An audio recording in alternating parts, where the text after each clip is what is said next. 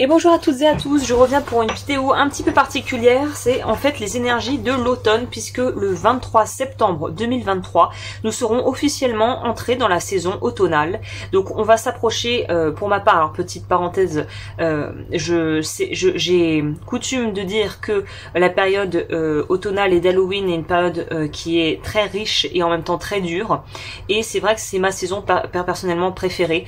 J'adore vraiment l'automne, les couleurs, les colorés un peu bruns comme ça, les arbres qui perdent leurs feuilles, voilà, les températures qui se rafraîchissent légèrement mais qui sont encore douces, et tout ce qui va avec, et toute cette notion de rentrer en soi, rentrer dans le sombre, mais pas dans le sombre maléfique, mais juste de retourner en soi, de retourner un petit peu en soi, et d'être dans une espèce de retour à soi, d'hibernation qui va doucement se mettre en place, et d'être vraiment dans son cocon en soi et avec ses proches et tout ça. Puisque chez les Américains, ils fêtent, je crois que c'est par là aussi en octobre, Thanksgiving. Après on a le Samayan, Halloween, et voilà. Moi je sais que c'est une période qui est souvent dure parce qu'on apprend parfois des choses. On va voir ce que les cartes ont à dire, mais c'est des périodes un petit peu parfois où on doit finir des deuils, en entamer de nouveaux, clôturer des dossiers. Donc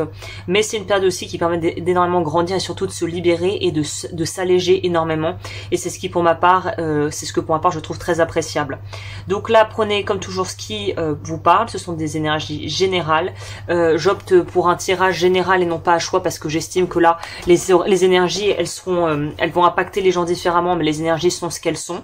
Donc on va voir le message que j'ai à nous transmettre par rapport à cette période automnale, et qu'est-ce que ça va nous faire travailler, nous mettre en lumière. Si vous aimez ce genre de contenu, il y a également les tirages de pleine lune et de nouvelle lune que vous pouvez retrouver sur la chaîne. Si vous souhaitez aller plus loin, l'intégralité des hors-séries et des contenus vidéo que je propose est sur Patreon, qui est ma plateforme d'abonnement mensuel. Donc voilà, si vous aimez cette approche et que vous aimez la façon dont j'interprète les cartes sur Patreon, vous pouvez voir tout ce qui est exclusif et qui est réservé aux membres en fait, hein. Le lien est dans la barre d'information. Et sur ce, moi, je vais commencer à brasser les cartes et à nous faire gentiment entrer et connecter aux énergies automnales pour voir quels sont les messages qui sont pour nous. Je vais faire ça sous format de tirage pour pouvoir avoir, voilà, quelque chose de plus cadré, de plus ciblé. Et on est parti. Alors, l'automne pour 2023, ça va être quoi la tendance? On va aller voir qu'est-ce que les cartes ont à nous raconter. Donc ça, c'est les énergies générales. Le challenge, les ressources, le conseil.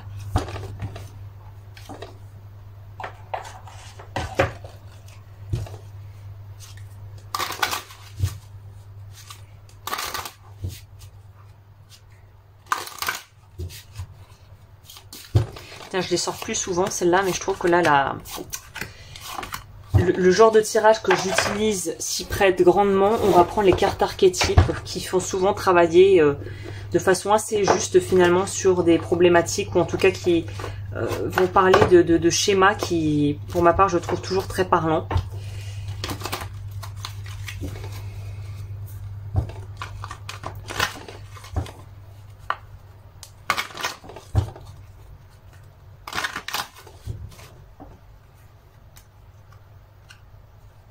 J'aurais voulu le mettre en haut pour que ça soit cohérent, mais du coup on va faire ça.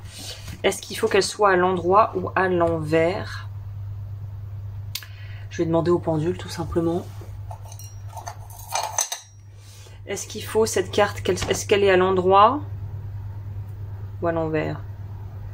Merci. Donc voilà, elle est à l'endroit parce que je crois que je les ai mixés à une époque, je les brassais envers. Là c'est à l'endroit pour nous. Donc ça sera les aspects lumière et non pas ombre. Ce qui est plutôt agréable finalement, Alors, on va commencer de ce pas. Au niveau des énergies automnales, c'est quoi l'archétype qui va vraiment symboliser et emmagasiner, c'est pas le bon terme, mais qui va vraiment embody, comme on dit en anglais, qui va vraiment nous permettre d'assimiler ce mois d'octobre et cette période finalement d'automne, de septembre-octobre. Waouh. Bon, c'est très cohérent en même temps. L'alchimiste dans les attributs lumière qui nous permet de transformer une base en but et en connaissance qui vaut de l'or. Donc c'est vraiment l'alchimiste qui transforme le plomb en or. On est dans des énergies comme ça ici. Donc déjà, c'est plutôt une bonne nouvelle. C'est très raccord avec ce que je vous disais, de rentrer en soi, d'aller en introspection à l'intérieur de soi, puisqu'on voit qu'elle a l'air d'être près de quelque chose de chaud qui pourrait être dans un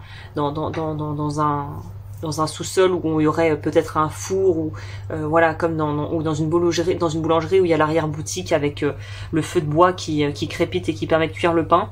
Donc là, on est sur quelque chose où on dit on transforme quelque chose en autre chose. On transforme quelque chose, change de matière. En fait, on pourrait dire change de forme. Au niveau des énergies générales, ah waouh, on a le soleil, Gossip.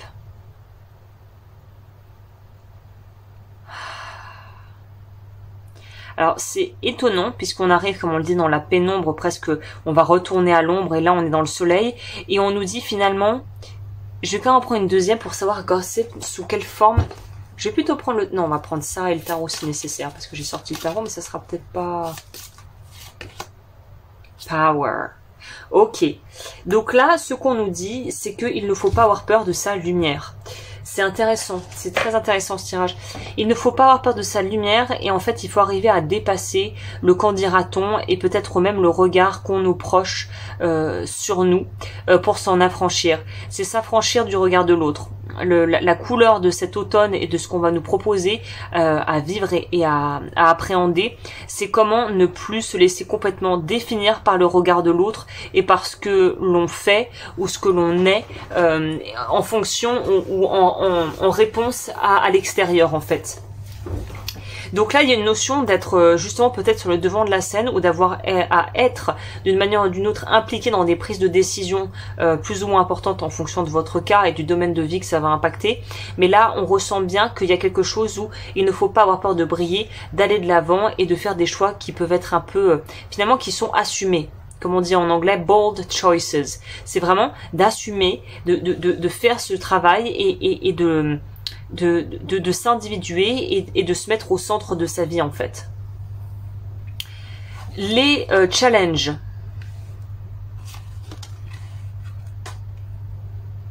On a encore une carte qui fait écho très bien avec cette notion d'alchimie intérieure, d'alchimie personnelle, où on voit que les chakras doivent s'aligner et être voilà, être traversés par un champ de lumière. Donc c'est une très bonne période peut-être pour travailler sur les révocations de vœux karmiques et sur les blessures de l'âme. En tout cas, on nous dit ici qu'il faut avoir confiance en le processus et faire confiance à ce qui est en train de se mettre en place, même si on ne comprend pas encore tous les tenants et les aboutissants. Donc c'est avoir confiance en la vie, je dirais même. Donc voilà, c'est vraiment cette notion de faire confiance à la vie et d'avoir confiance en soi et d'être fidèle au processus. Oui, ça, on pourrait dire ça comme ça, c'est un peu étrange dit comme ça, mais c'est un peu ça que je ressens. Donc ce qui va être dur, vu que c'est quand même un challenge, c'est cette notion de faire confiance, même si on voit pas vraiment où ça va mener, si ça peut même parfois être un peu inconfortable aussi sur le plan énergétique, en ayant peut-être un inconfort physique, une fatigue, ou vraiment voilà des symptômes qui pourraient être liés spécifiquement à ce qui vous est en train d'être activé, qui travaille. Donc c'est avoir confiance dans le processus. Alors évidemment, vous savez que moi je suis pas anti-médecine allopathique, évidemment je ne suis pas habilitée à parler, à faire des diagnostics médicaux. Si vous avez le moindre problème, allez chez un référent et un médecin ou voilà un professionnel de la santé, c'est hyper important. C'est peut-être d'ailleurs un bon moment pour faire un check-up et faire un bilan sanguin et aller voir voilà votre médecin traitant pour voir si tout est bien. Dans les ressources qu'on aura pour